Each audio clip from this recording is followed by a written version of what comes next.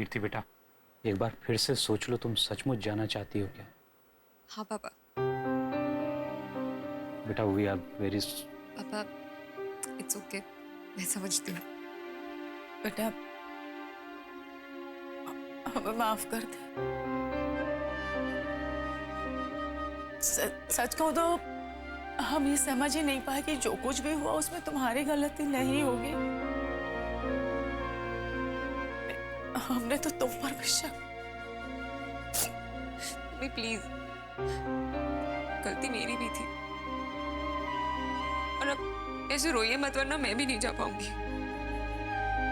मम्मा मैं सच में जाना चाहती हूँ।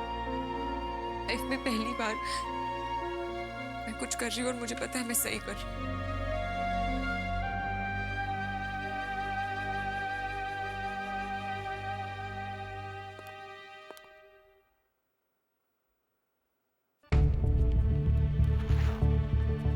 कितनी बैग दी, तू कहीं नहीं जा रही, तुझे कसम की कसम है। शु प्लीज, क्यों मेरे चक्कर में सबको मार रही है? बस हाँ, तो होशियारी मत मार, तू तो सामान निकाल। इनफ है निशु, बैग दे। क्या करेगी? लड़ेगी ना? चल लड़। एटलीस्ट इसी बहाने तू रुक तो जाएगी। निशु प्लीज, मैं जाना चाहती हूँ। और वैसे भी मेरा कुछ तो हक है ना कि मैं कुछ दिन के लिए सबसे दूर जाऊं, जयपुर से भी दूर। जा पाएगी, हम सबसे दूर। जाना पड़ेगा और मैं जाना चाहती हूँ। मुझे किसी की जरूरत नहीं।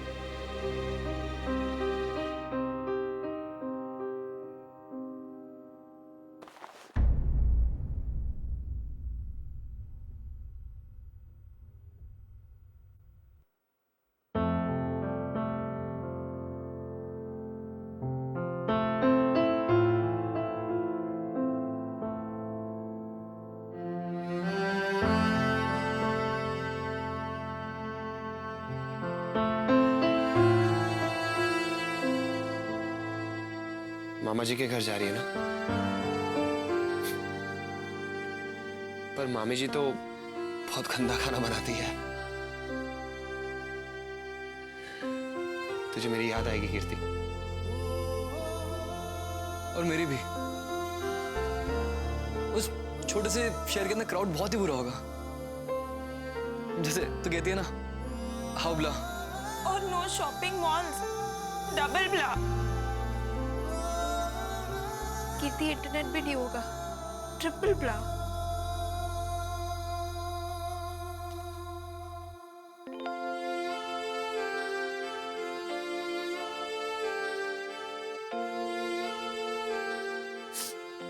शायद ना मुझे मेरी लाइफ में ब्लैक की जरूरत है। कम से कम सही लाइफ पार्टनर चूज करने की अक्ल तो आएगी। मुझे पता है हम सब कजिन चाहे कहीं पे भी हो, कभी भी अलग नहीं होंगे। प्लीज मुझे जाने दो, आई रियली नीड इट।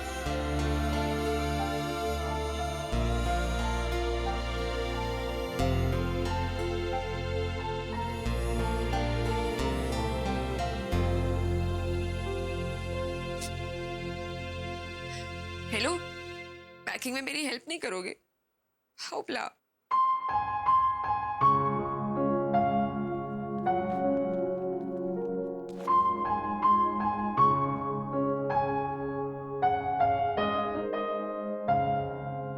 बाबूजी प्लीज शांत हो जाइए। मैं तो बोलता हूँ बहुत बड़ी मुसीबत आने से टली है। तू रहने दे रमेश, रहने दे तू। मैं जानना चाहता हूँ कि बात यहाँ तक पहुंची तो कैसे पहुंची? कौन सी ऐसी मुसीबत आ गई थी कि कीर्ति की शादी जल्दी कराने का फैसला लिया गया? देख, मैं सच जानना चाहता हूँ, सिर्फ सच जानना चाहता हूँ। मैं मानता हूँ तेरे देश के बारे में मेरी आंखों ने धोखा खाया, लेकिन एक गलती को दूसरी गलती छिपाना बेवकूफी है ना, और ये बेवकूफी हुई है। तू मोहन और रूपम को बुला, मैं उनसे पूछना चाहता हूँ कि बेवकूफी उन्होंने की तो क्यों की और क्या जरूरत थी इस बेवकूफी की?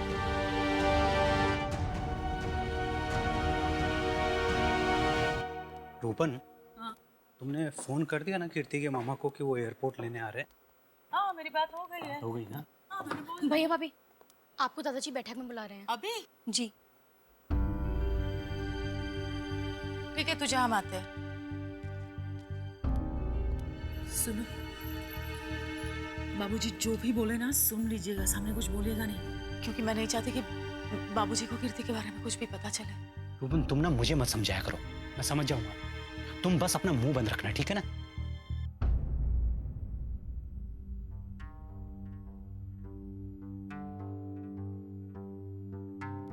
ना तो साची बोल। बात क्या? रुकमा ने मना बताया कि तुम दोनों गई थी रितेश के घर खाना देने। क्या सुना था? दादी, आप खामखा परेशान हो रही हैं। कुछ नहीं हुआ था। अच्छा, बाकी बच्चों की तरह थाने भी बात को छुपाना आता है? सच सच बता, क्या हुआ था? दादी वो अरे के वो बोल क्यों ना रही? दादी, कीर्ति एक दिन पार्टी से लेट आई घर पे। हाँ,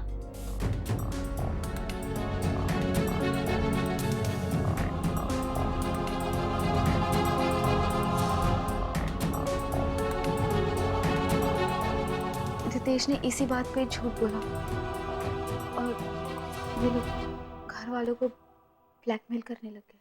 क्या?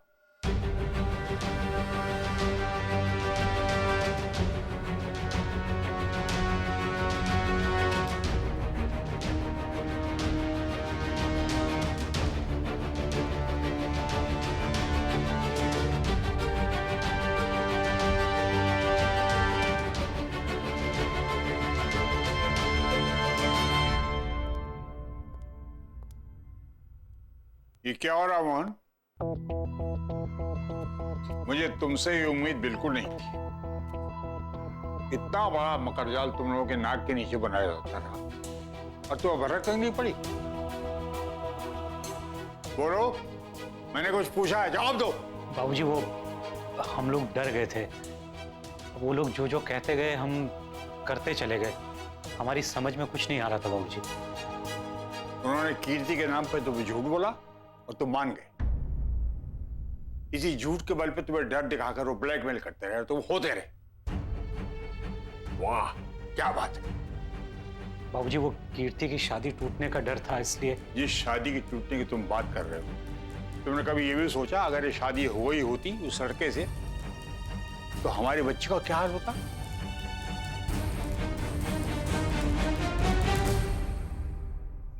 और एक बार भी तूने घर परिवार के लोगों से ये बात बताने की नहीं सोची। इस मामले में तुम्हारी गलती भी उतनी है जितनी किसी और की। शर्म आती है हमें सोचकर तुमने अपने परिवार वालों को इस काबिल भी नहीं समझा कि कुछ कह सको उससे।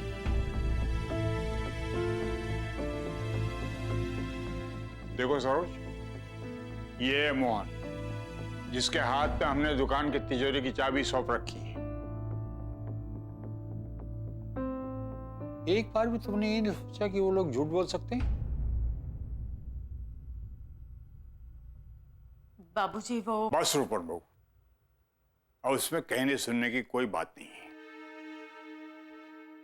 रितेश के माँ बाप ने झूठ बोला और तुम्हें ब्लैकमेल किया, क्योंकि उन्हें कीर्ति में एक कमजोर कड़ी दिखाई और उस कमजोर कड़ी की वजह तुम्हारी परवरिश है, जिसके लिए तुम दोनों जिम्मेदार हो।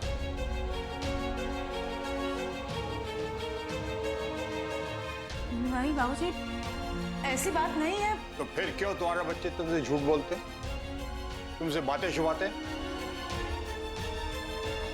जवाब दो। मामा के घर से लौटने के बाद कीर्ति का देर रात तक बाहर रहना और पार्टी में जाना बंद।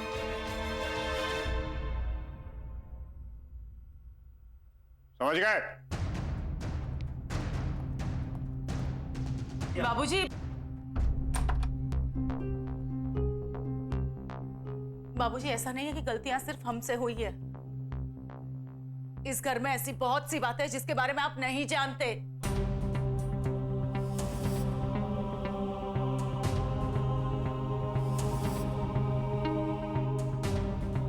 बाबूजी, उमेश और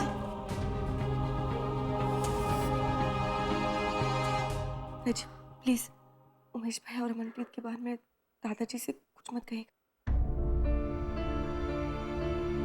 क्यों नहीं कहूँ मैं? बाबूजी को लगता है कि गलतियां सिर्फ हमसे हुई है। बाबूजी को और माँ जी को भी तो पता चलना चाहिए कि क्या हो रहा है। माँ जी को पता है, सिर्फ आपको, वीरेंद्र ताऊ जी और दादाजी को कुछ नहीं पता।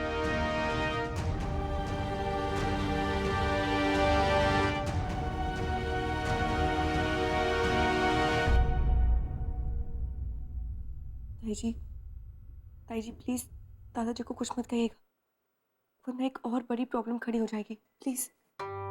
बस निशा, मेरे इतने भी बुरे दिन नहीं आए कि मुझे तुमसे लेक्चर सुनना पड़े। रूपन, प्लीज अभी यहाँ पे कुछ मत बोलना। दीदी, आप भी सब जानते थे ना?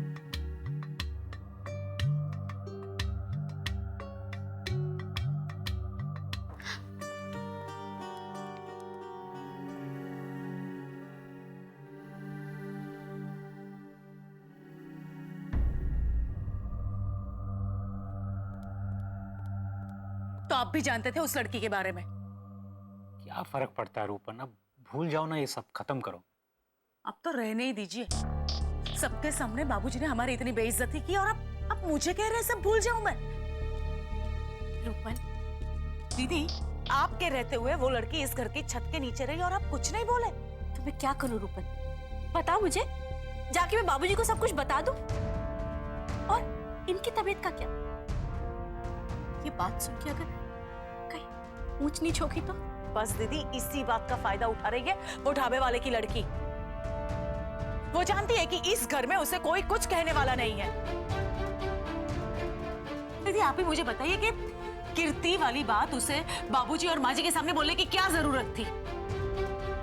नहीं दीदी, मैं उस लड़के को नहीं छोड़ूंगी। रूपन, ठीक, मैं तेरा गुस्सा समझती हूँ, पर मैं तुझसे विनती करती हूँ अभी इस वक्त चुप रह तू। अच्छा, मैं चुप हो जाऊं? मेरे चुप रहने से सारे प्रॉब्लम सॉल्व हो जाएंगे दीदी? एक मिनट दीदी, कहीं ऐसा तो नहीं है ना कि आप भी चाहती हो कि उमेश की शादी उस लड़की के साथ हो जाए? नहीं नहीं रूपन, बिल्कुल भी नहीं। मैं तो इस शादी के एकदम खिलाफ हूं। पर इस घर में कुछ लोग ऐसे हैं जो शांति चाहते ही नहीं।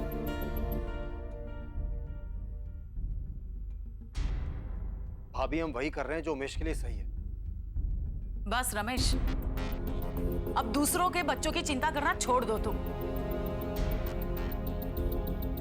बाबूजी ने मेरी परवरिश पर सवाल उठाया है, जबकि ये सवाल उन्हें तुमसे करना चाहिए था। बस दीदी, गुस्से में आप कुछ भी कह रही है। इसमें रमेश की क्या गलती है? गलती? रमेश की शह की वजह से ही बच्चों की यह हालत हुई है। रमेश, तुम अपने बच्चों को तो कभी रोक नहीं पाए, बल्कि तुम्हारे और तुम्हारे बच्चों की वजह से हमारे बच्चे भी बिगड़ गए। फेवरेट चाचू बनने के लिए तुमने सबकी जिंदगी बर्बाद कर दी। दीदी प्लीज। क्या प्लीज? तो सबके सामने मान लो कि तुम उमेश और अमनप्रीत की शादी करवाना नहीं चाहते हो।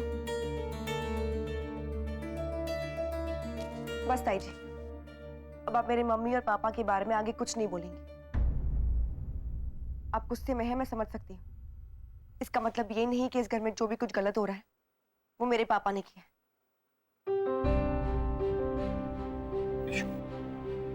बड़ों के बीच में मत। नहीं रमेश, क्यों रोक रहा है उसे? बोलने दो।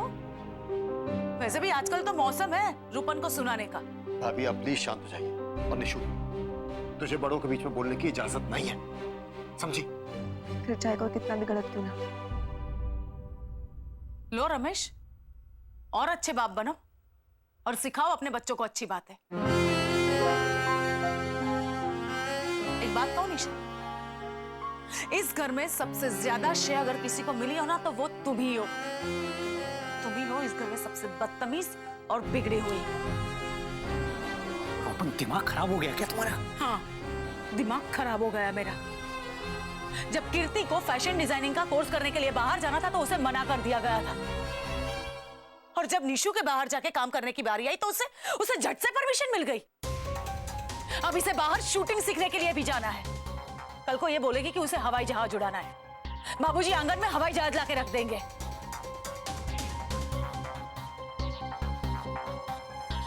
पर इतना मत उड़ो निशा, क्योंकि बाबूजी ने अभी तुम्हें परमिशन दी नहीं है।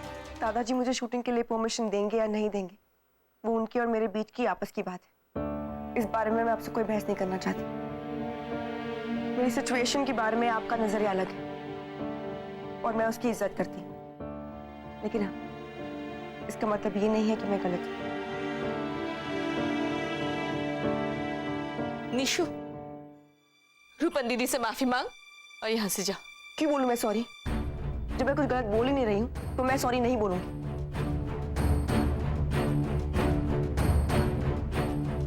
निशु, निशु,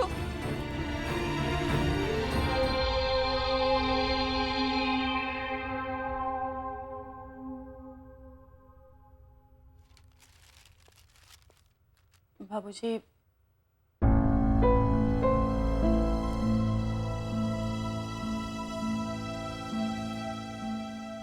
मुझे माफ कर दीजिए। वो कीर्ति को लेकर मैं इतनी परेशान थी कि अपने होश ही खो बैठी थी। अब सही कह रहे थे बाबूजी, हमने कीर्ति को बहुत छूट दे दी थी और उसी का नतीजा भुगत रहे हैं हम। मॉडर्न माँ बाप बनने की होड़ में बात हाथ से निकल गई। रूपन बहू, मैं वक्त के साथ चलने को हमेशा कलबंदी मानता हूँ, लेकिन हम लोग वक्त से आगे निकलने की होड़ में कई बार गलत काम कर देते हैं।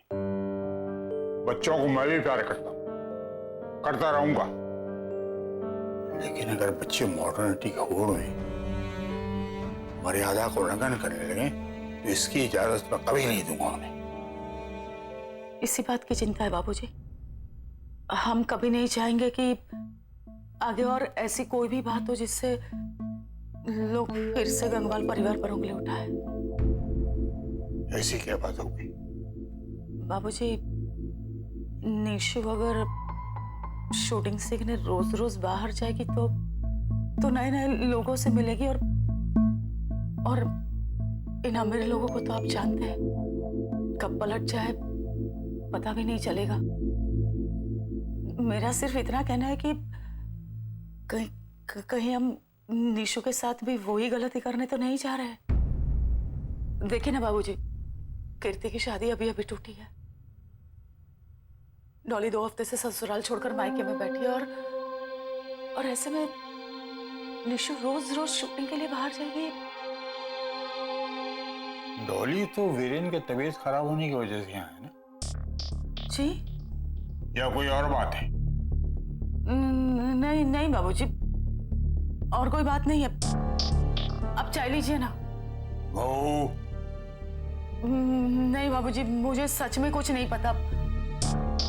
बाबूजी आप विमला दीदी से पूछ लीजिए। क्या हो रहा है इस घर में? क्या हो रहा है इस घर में? हो गया सत्यानाश, सबके सब गए अब। I hate my mom. उन्हें ये सब कहने और करने की क्या जरूरत थी? वीरेन, मोहन, कहाँ सब?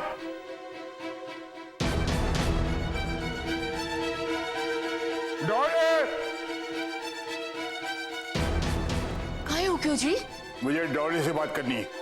डॉली!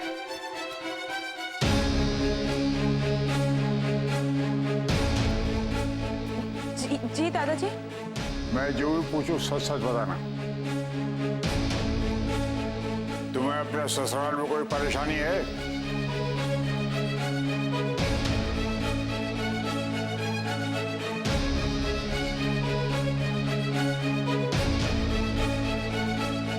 डोली बेटा, परिवार अब भी धारा ही अपना। जो भी बात हो मन में खुल के बोल। दादाजी, मैं यहाँ इसलिए आई हूँ क्योंकि सुमित ऑफिस के काम से बैंगलोर गया था, इसीलिए। क्या तुमने मायके आने से पहले अपने सास ससुर की अनुमति ली थी? क्या तुम्हारे सास ससुर जानते हैं कि तुम्हारे पापा भी मायके से यहाँ आई हो? जी दादाजी, मैंने पापा जी को बताया था। और लीला जी को?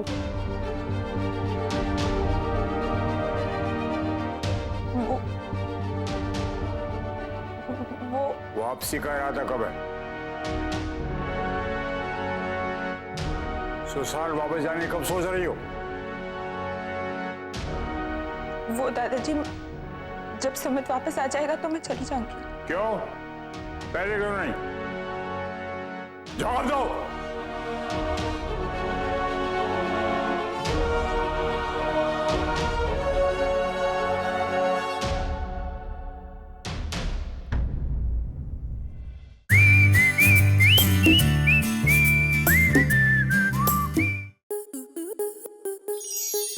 स्टार प्लस के ऐसे ही और बेहतरीन लम्हे देखने के लिए सब्सक्राइब करें हमारे YouTube चैनल को।